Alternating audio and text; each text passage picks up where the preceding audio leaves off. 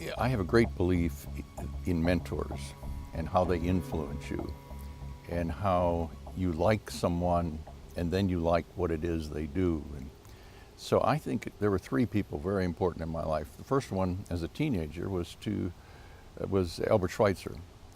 And I was intrigued by his book, Out of My Life and Thought, where he said, if you've received blessings, now you have to pass them on.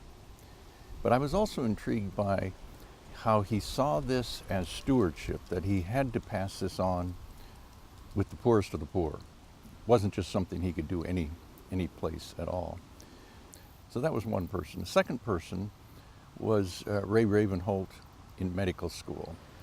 And he was totally engrossed with this idea of health for people in the aggregate. What can you do for an entire population?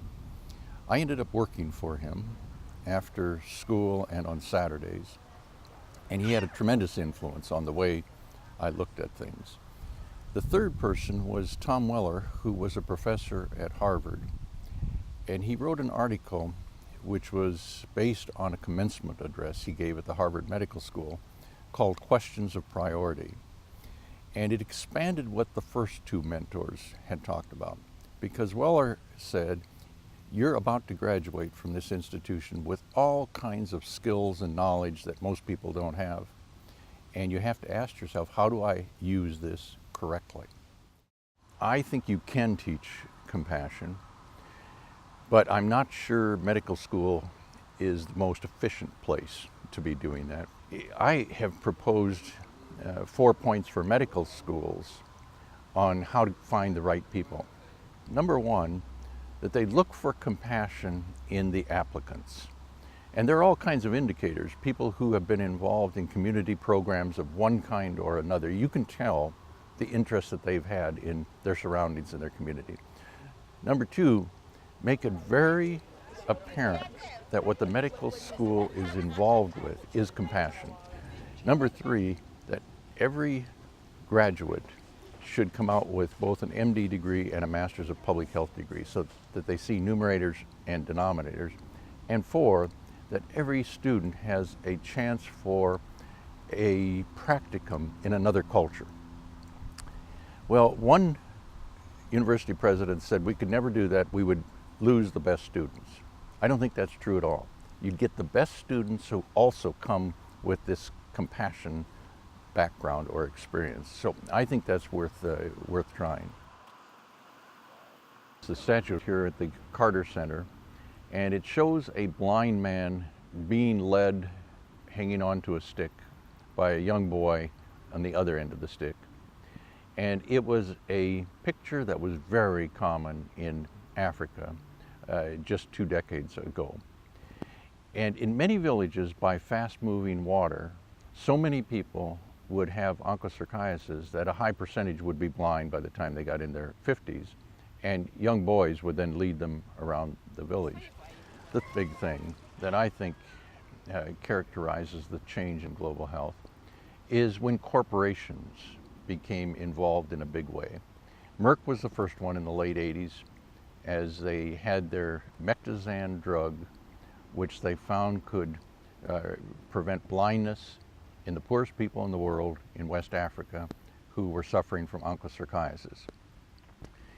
It's important to remember that the head of research at the time they developed this was a man by the name of Roy Vagelos. He knew at the time he put up money for the human research in Africa that they could never make a profit on this for human use. And he did it anyway, because he said scientifically it was the right thing to do to see if this could be used. Suddenly this all changed in West Africa, and people who were destined to spend their last decades blind, and I say last decades, in truth, when you become blind in Africa, you don't live much longer. And now that's not happening. And it's such a quiet miracle that you don't notice what isn't happening. Last year I went back to India, and I found myself looking at people on the street because you didn't find anyone under the age of 35 with smallpox pockmarks on their face. It's a quiet miracle that most people aren't going to recognize at all, but it's changed the quality of life for people in India and Africa. And Mectizan and the treatment of the rivers has changed the quality of life for people in Africa. If you can do that for these two diseases, there are a half dozen other diseases that are low-hanging fruit that just have to be done. And all of this is to say, I see movement in all of these areas. That means when Toynbee said the 20th century would see the time when we had equity in global health, and he was wrong. At the end of the 20th century, the gap was wider than it had ever been. I now see on the horizon that this can happen in the 21st century. I tell you, it's a good time to be living in global health. And while at times I wish I was younger so I could see what is going to happen, to see what's happened over 50 years is really very inspirational.